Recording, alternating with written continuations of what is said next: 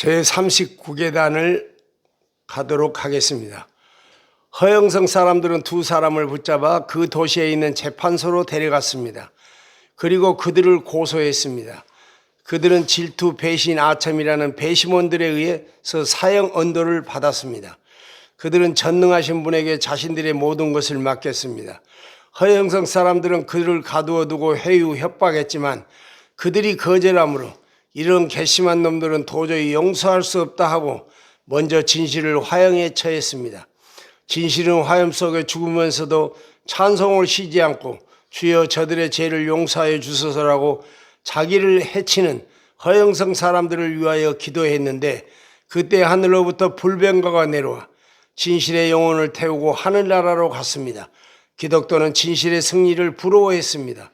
얼마 후 기독교는 하나님의 자비하심을 힘입어 허영성 감옥에서 탈출할 수 있었습니다. 세상이 기독교를 배척하는 이유가 무엇 때문입니까? 사도 바울이 빌립보성 전도를 갔을 때 사람들이 바울과 실라를 잡아 고소했습니다. 이 사람들은 유대인인데 우리 성을 심히 요란하게 하여 로마 시민인 우리가 받지도 못하고 행치도 못할 풍속을 전한다 하고 무리가 일제히 일어나 송사하였다고 합니다. 이는 문화적 충돌이며 종교 간의 충돌에서 연유합니다. 빌립보 성에 자기 종이 귀신 들려 점쳐서 이익을 보는 사람이 있었습니다. 그런데 바울이 이 귀신을 쫓아내버린 것입니다. 이제 무당은 점을 칠 수가 없게 되었습니다. 주인은 자기의 이익이 사라진 것을 보고 바울과 실라를 고소했습니다. 이는 경제상의 충돌입니다. 그들은 그 도시의 법정의 재판 결과 엄청난 고통을 당합니다. 또 에베소에서도 큰 고통을 당했는데 그 도시는 엄청나게 큰 아데미 여신상이 있었습니다. 다이아나 여신입니다. 에베소 사람들은 아데미 여신을 숭배했고 이곳에 참배 온 사람들로 인하여 관광 수입이 적지 않았습니다. 그리고 그들이 돌아가면서 아데미 여신상을 사가지고 갔으므로 큰 돈을 벌었습니다. 그런데 바울이 전도하면서 사람들을 가르쳐서 사람의 손으로 만든 것들은 신이 아니라 하므로 그들의 영업이 위기에 처했습니다. 이에 격분한 그 성 상인들은 그들을 잡아 고소하고 극심한 고통을 받게 했습니다. 유일신교와 다신교의 충돌이었습니다. 기독교와 진실은 핍박받을 때 결코 핍박한 자들을 저주하지 않았고 진실로 그들의 영혼을 염려했습니다. 성도는 핍박받을 때 자기를 협박하는 자를 위하여 기도해야 합니다. 왜냐하면 그들이 대적하는 이유는 그들의 영안이 열리지 않았기 때문입니다. 그러므로 신자는 예수께서 십자가에 하신 주님을 대적한 자들을 위한 기도를 모범 삼아야 합니다. 주님은 아버지여 저희를 사하여 주옵소서 자기 하는 것을 알지 못함이니다 하고 그들의 영혼을 위하여 기도하였습니다. 예수님은 제자들에게 저희에게 이르노니 너희 원수를 사랑하며 너희를 핍박하는 자를 위하여 기도하라고 가르쳤습니다. 집사 스테반도 순교하면서 자신을 해치는 자들을 위하여 기도했습니다. 바울 사서도 후욕을 당한 즉 축복하고 핍박을 당한 즉 참고 비방을 당한 즉 권면하니 우리가 지금까지 세상의 더러운 것과 만물의 찢기같이 되었다고 신자를 핍박하는 자들을 위하여 이렇게 어떻게 행했는가를 진술했습니다. 기독교인을 대항하는 무리인 배심원들, 질투, 미신, 아첨은 어떤 사람입니까? 질투라는 사람은 구원의 길에 대해 질투하는 것입니다. 즉 신자들이 예수님만이 유일한 구원의 길이라고 하기에 싫어하는 것입니다. 그들은 종교다운주의자들입니다. 어느 종교나 종교는 다 갖고 뭘 믿든 열심히 믿으면 구원을 얻는다고 주장하는 것입니다. 허영성에 자리 잡고 신자를 고발하는 두 번째 무리는 미신입니다. 미신에 잡혀 사는 사람들은 하나님 오직 한 분뿐이고 예수 그리스도의 아버지 하나님만이 참신이라고 주장하는 것으로서 반감을 갖는 것입니다. 그들은 그들이 믿는 신을 우리에게 동등하게 인정하라는 것입니다. 기독교가 여러 지역에서 배척을 받는 가장 큰 이유는 유일신을 믿기 때문입니다. 인터넷상에서 기독교를 공격하는 글들을 보십시오. 모두가 유일신을 주장하는 독선에 빠져나와서 겸손하게 자신을 인정하라는 것입니다.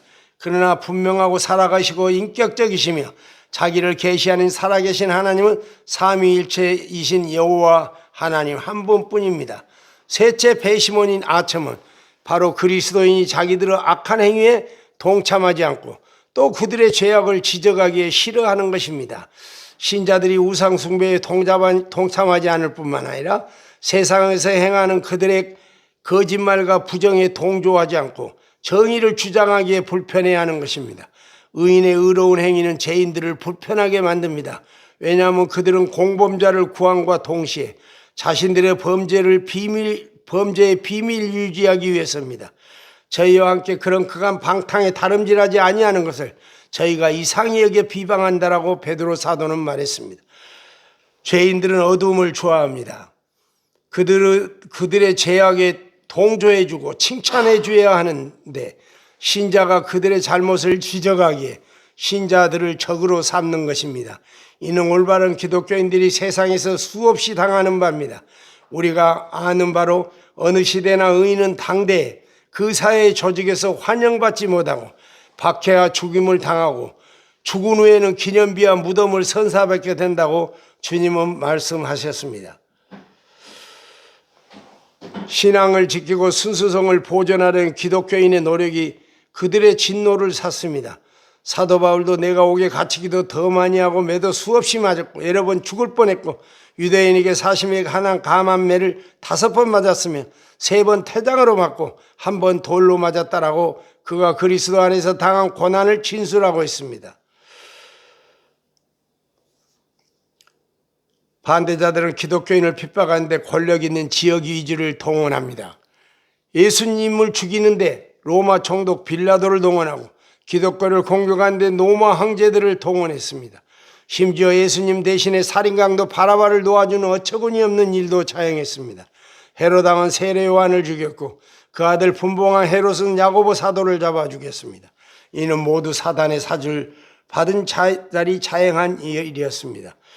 자, 순교는 성도를 멸하고자 하는 사탄의 시도입니다.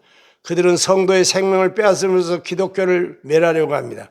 더욱이 그들은 교회의 목자들을 공격하여 양을 흩어버리고 하나님의 군대의 장교들을 살해함으로써 하나님 나라 군대를 무력화시켜 그 나라를 축소시키려 합니다. 그러나 그들의 시도는 하나님의 역설적 전략으로 결국 실패하게 됩니다. 역설적 전략이 무엇입니까? 바로 한 알의 밀이 땅에 떨어져 죽지 아니하면 한 알 그대로 있고 죽으면 많은 열매를 맺는다는 전략입니다. 그들은 주님을 십자가에 못 박고 곧 후회했습니다. 그 사건이 바로 사단의 나라가 쇠퇴하게 되는 시작이었기 때문입니다. 그들의 전략은 순교자를 내는 것입니다. 그렇게 하면서 예수를 구주로 믿는 것을 두렵게 만듭니다. 그러나 순교자의 피는 오히려 많은 새 생명을 낳게 하는 걸음이 되는 것입니다. 자, 기독교가 핍박당할 때 신자 중에는 순교로 하나님께 영광을 돌려야 할 사람과 세상에 살아남아 복음을 전하여 영광을 돌려야 할 사람이 있습니다. 베드로는 순교할 것이라고 하고 또 요한은 그가 순교하지 않고 세상을 마지막까지 살면서 고난을 받으면서 그가 복음을 전했습니다. 베드로는 베드로대로 죽어서 진리를 증거했고 요한은 요한대로 살아서 진리를 증거했습니다. 우리는 사나 죽으나 주의 영광을 위해 살 뿐입니다. 순교의 유익은 무엇입니까? 성도는 순교를 통하여 하나님 나라에 가장 빨리 갈 수 있습니다. 그는 그리고 또한 즉시 주님을 만나게 됩니다. 그리고 생애에 남은 고통도 더 받지 않게 됩니다. 죄악과 슬픈 일을 보지 않아도 됩니다. 그는 앞으로 살아가면서 당할 각종 유혹도 면하게 되는 것입니다. 따라서 그는 더 이상 범죄하지 않게 됩니다. 뿐만 아니라 자신의 죽음을 알게 된 사람들에게 결심을 촉진하게 해줍니다. 사람들은 그의 순교의 열심을 본받게 되고 죽음을 두려워하지 않게 된다는 것입니다.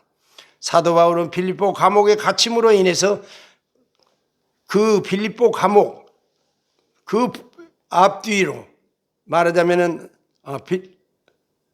빌립보 교인들에게 말하기를 자신의 당한 일이 오히려 복음의 진보가 되었다고 말합니다. 순교는 죽음으로써 다른 사람에게 자기가 믿는 진리가 자신의 목숨보다 더 가치 있고 확실한 것임을 확증하는 것입니다. 어떤 진리가 자기 목숨보다 더 고귀하여 생명을 내어주고라도 파소하려 한다고 하면 그것이야말로 진짜 진리입니다. 초대교회 사도들은 그래서 그들이 주의 이름을 위하여 당하는 능력을 오히려 기뻐했었던 것입니다. 그리고 12사도는 모두 순교함으로써 예수가 그리스도시며 하나님의 아들이고 그가 죽은 자 가운데 살아난 것을 온 세상에 증명하였습니다. 물론 그들이 순교를 통하여 한 증거는 기독교를 부활신앙에 경고히 서도록 한 것이었습니다.